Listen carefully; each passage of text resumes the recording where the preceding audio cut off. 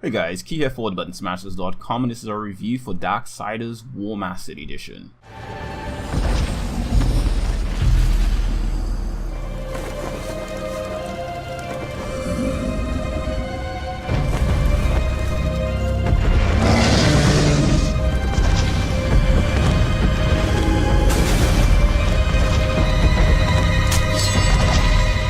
Now, with the upcoming release of the much anticipated Darksiders 3, I thought I'd take the time and I'd revisit some of the older Darksiders games and do a review for them so that you guys can check them out and actually get a feel of what it was like to play those games. Or if you haven't played them yet, if you're sort of like one of those people who did not get to play the original Darksiders games and you want a chance to, figure out what they're about and all that kind of stuff, then this is a review for you.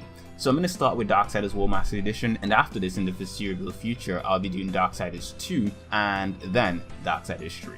According to one of my colleagues here on the Buttonsmashers, Darksiders is basically a heavy metal version of Zelda. From a gameplay point of view, this is especially accurate. The game features complex dungeons, huge bosses, and a very sizable overworld to explore. All of these are aspects of gameplay that are widely associated with the Legend of Zelda franchise, which is where the comparison originates. Now, where the gameplay borrows from the Legend of Zelda, the story does not. The story in this series is more of a biblical fantasy style story. In the Darksiders lore, you have angels, demons, humans, and creatures outside of those realms, which all come together to create a complex story that can be comparable to that of most JRPGs. The mix of adventure and gameplay and JRPG storytelling lends itself really well to this particular title, and though Darksiders Warmastered Edition has some strange visual bugs, they do not detract much from the overall enjoyment that the game offers. Amid the turmoil, the first humans emerged. The council foretold that these weak but cunning creatures would someday be integral to the balance. Thus, a third kingdom was named, the Kingdom of Man. By order of the council, a truce was forged between heaven and hell. The great pact was bound by 7 seals, to be broken at the appointed time, when man's kingdom stood ready for the end war, a battle that would bring balance and determine the ultimate fate of the 3 kingdoms. Our story starts with War, one of the 4 horsemen of the apocalypse, crash landed on Earth in a fiery ball along with some demons and angels. War soon realizes that he's the only horseman present. However, this does not deter him from immediately proceeding to tear apart the ranks of both factions without any form of distinction or remorse. The fearless horseman is suddenly stopped due to a sudden loss of his abilities and brought to the charred council. Mediators created in time immemorial by the creator to keep the balance between the never-ending warring forces of heaven and hell. Before the council, War is accused of destroying the balance and bringing about the apocalypse prematurely, aiding in the destruction of mankind and siding with the forces of hell. War protests his innocence and demands a chance to find the real culprit behind this, as well as to restore the balance. The council agrees on 2 conditions. He'll lose his former power and he'll be bound to one of their keepers, the Watcher, who has the power to kill War if he strays from his mission. The plot of the game becomes progressively complex the more War interacts with the fallen third kingdom, Earth, to the point that I found myself craving more and more of the lore about the characters and the environments. This game was initially released back in 2010, which means I have had enough time to acquire all the books and sequels, yet I still crave more. That is a testament to just how engrossing the Darksiders plot is. It's the kind of game that you enter for the gameplay and stay for the story. This is not to say that the gameplay is lackluster or anything of the sort. In fact, it's just as brilliant as the story. Combat in Darksiders follows the hack and slash style that one would expect in games like the aforementioned Legend of Zelda series, as well as the original God of War trilogy. War is a bulky character that initially handles like he looks, but quickly becomes more versatile in combat situations the more you play. As he gains more abilities, the horseman becomes a one-man army that can take down any foe no matter their size, and he's not shy about it. Combos are handled using the face buttons, and they can be further modified with the triggers to make an otherwise simple system complex enough for those who invest the time to learn it. When War isn't wrecking foes, he's mainly traversing through dungeons and solving environmental puzzles. None of the puzzles that I encountered in the game were what I would consider to be difficult. They were challenging enough that I felt satisfied when I completed them, but that was basically it. What this game offers is a simpler Eureka feeling to puzzles that one would find in games like the Legend of Zelda franchise and Golden Sun. These are well complemented with epic battles with a boss and mini-boss in each dungeon. Each of these formidable foes are unique and powerful in their own right, but once you figured out their pattern, you'll be able to make easy work of them. War also has a wide arsenal of weapons at his disposal throughout this redemption tale. He has a massive sword called Chaos Eater, which has the ability to absorb chaos energy from defeated foes, hence the name Chaos Eater. This energy is used by War's powerful chaos form, a monstrous flaming demon form which War takes on a temporary basis when he's fully powered. War also has his Beast of a Horse rune, as well as a crossbow, tremor gauntlets, and a scythe.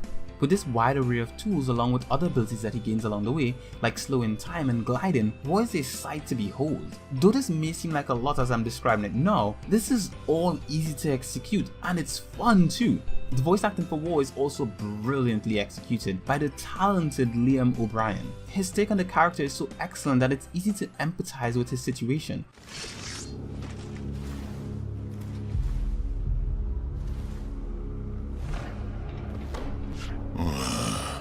Could be you really are who you say.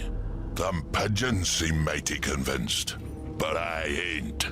So once again, you know me, but I still don't know you. The Griever's lair. The Griever's beyond here. I had to seal these passages up tight to keep our pets out of my yard. Little bastards kept dropping by uninvited, taking things what don't belong to them. I am who I claim to be.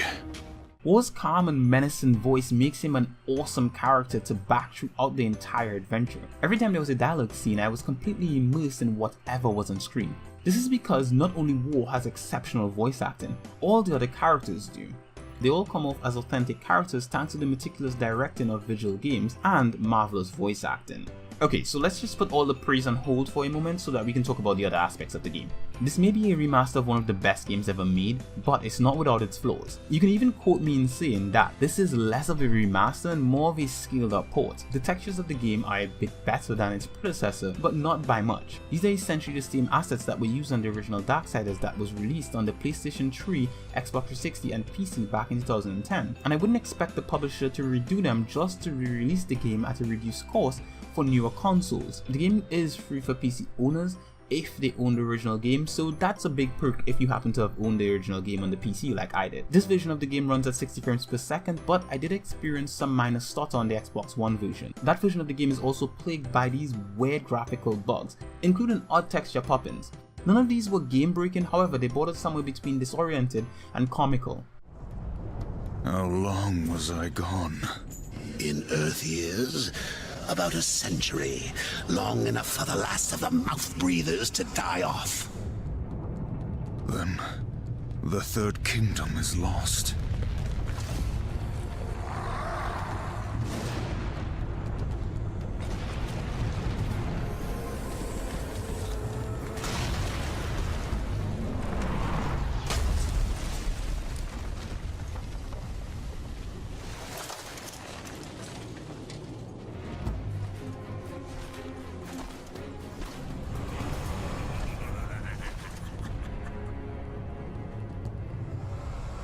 Subtle. I almost didn't hear you coming. Vulgrim. The Council finally took me seriously. If so, you're surely not empty-handed, for this shall be the briefest of introductions.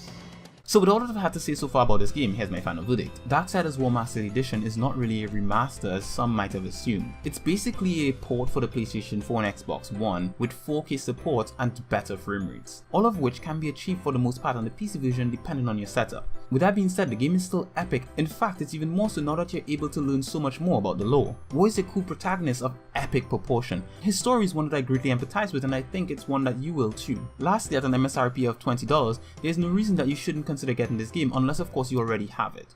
Thank you very much for watching our review of Darksiders Warmastered Edition. If you enjoyed this review, make sure to leave us a like and a comment in the comment section below, and if you'd like to see more content like this from us, make sure to subscribe and hit that bell icon so you'll always know when we put out new content.